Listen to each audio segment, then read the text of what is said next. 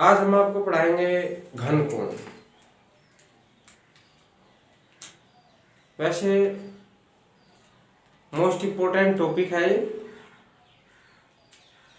यदि आपने यह टॉपिक अच्छी तरीके से नहीं पढ़ा है तो आपको गॉस की प्रमेय और इस पर आधारित जो अनुप्रयोग है वे आपको समझ में नहीं आएंगे। इसलिए ये जो घनकोण का जो टॉपिक है इसको आपको बिल्कुल अच्छे तरीके से कन्फर्म समझना है कि हमारा जो पृष्ठ है वो कैसा है और घनकोण का जो फार्मूला है वो कैसे यूज किया जा रहा है। घनकोण क्या होता है?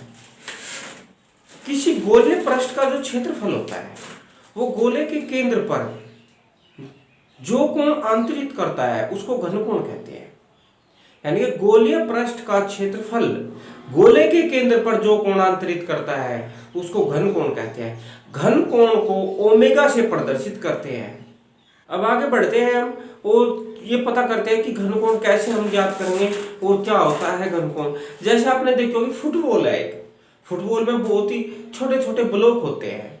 फुटबॉल जो खेलने वाली बॉल होती है फुटबॉल, उसमें छोटे छोटे ब्लॉक होते हैं। तो एक ब्लॉक उसके जो केंद्र है सेंटर पर जो एंगल बनाता है उसको क्या कहते हैं? घनकोण। यानी कि गोलीय पृष्ठ का जो क्षेत्रफल गोले के केंद्र पर जो कोण आंतरित करता है उसको घनकोण कहते हैं। अब हम घनकोण निकालते कैसे हैं? किसी गोलीय पृष्ठ के द्वारा जो आंतरित घनकोण है उसको हम कैसे निकालेंगे? देखो ये है, ये हमारे पास एक गोलीय पृष्ठ है। गोलीय पृष्ठ है जिसकी जो रेडियस है वो क्या है? r है। ये गोले का एक सूक्ष्म क्षेत्रफल है। गोले का जैसे फुटबॉल का एक ब्लॉक बताया था हमने आपको, ऐसा एक सूक्ष्म क्षेत्रफल है जिसका क्षेत्रफल हमने मान लिया dA है। एक सूक्ष्म क्षेत्रफल जिसको हमने ले लिया क्या है? dA है। तो dA जो क्षेत्रफल है ये गोले का ये सेंटर है O। गोले के सेंटर पे ये जो कोण बना रहा है इसको कहते हैं घनकोण।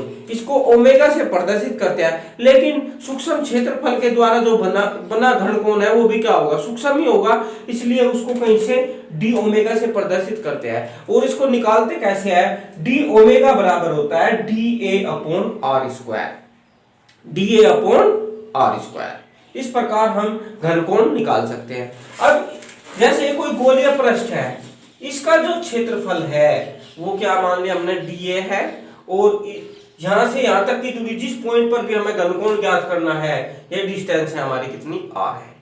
अब ये देखिए कि एक शंकु की तरह आकृति बन गई PAB, एक शंकु की तरह है। और जो ये है PQ,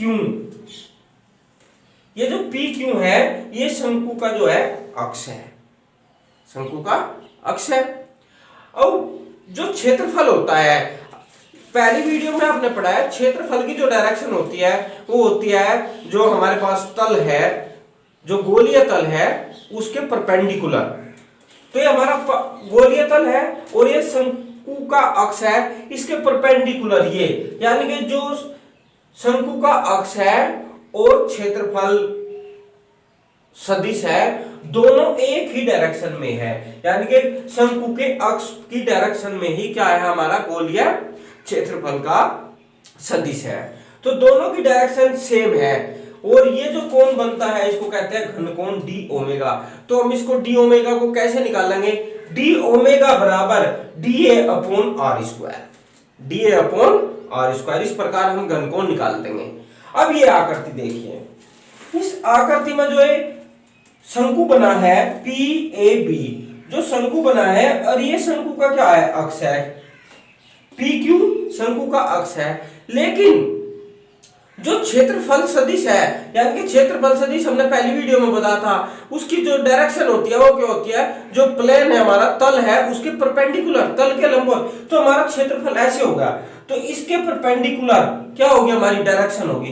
तो जो शंकु का जो अक्ष था वो इस डायरेक्शन में था और जो हमारे पास ये तल होगा वो इस डायरेक्शन में होगा, उसका जो सदिश है वो इस डायरेक्शन में होगा।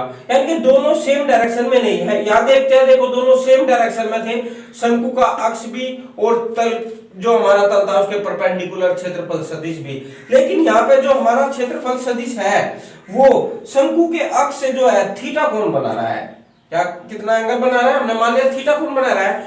तो इस गोलीय पृष्ठ द्वारा जो एक घनकोण बना है डी ओमेगा, इसको हम कैसे ज्ञात करेंगे? इसी स्थिति में ऐसे ज्ञात करेंगे, इस पोजीशन में ऐसे ज्ञात करेंगे।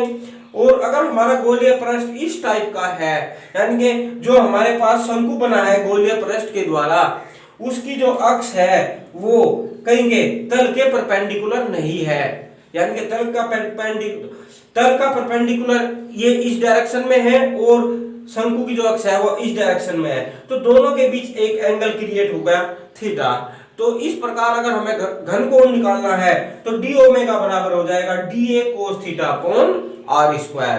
तो डी ओमेगा बराबर D A cos theta upon are square. तो हमारे पास इसके दो ही फार्मूले हैं विशेषकर जो आपको याद रखने हैं। कौन कौन से? पहला फार्मूला तो ये है कि अगर जो शंकु है उसका जो अक्ष है तल के परपेंडिकुलर है, शंकु का अक्ष तल के परपेंडिकुलर है, तो डी ओमेगा बराबर हो जाएगा D A upon are square. और अगर शंकु का अक्ष गोलीय पृष्ठ के तल के परपेंडिकुलर नहीं है, तो हमारे पास हो जाएगा डी ओमेगा बराबर D A cos theta upon are square. इसको अच्छे तरीके से याद रखना है कि जो थीटा है, थीटा क्या है? थीटा जो शंकु का जो अक्ष है वो और जो क्षेत्रफल सदिश है, यानी कि तल के जो परपेंडिकुलर है वो, उनके बीच में जो डायरेक्शन बनती है उसको क्या कहते हैं? थीटा।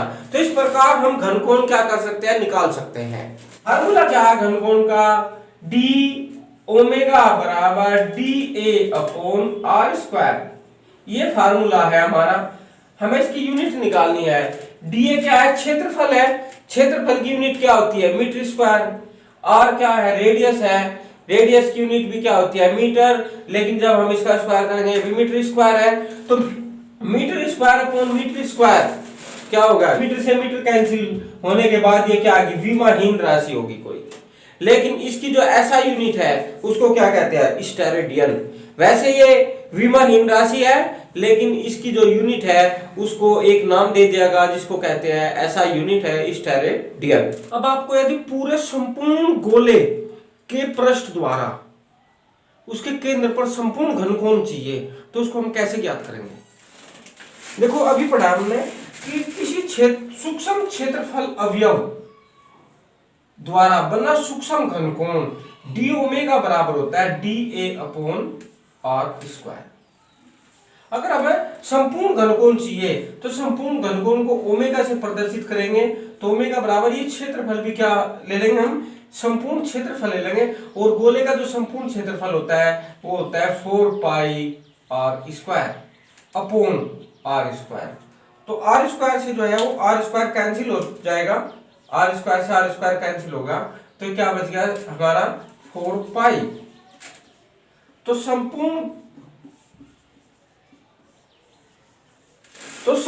गोलीय पृष्ठ द्वारा केंद्र पर आंतरिक संपूर्ण घनकोण जो होता है वो होता है 4 पाई। और मात्रक क्या होता है? इसका मात्रक होता है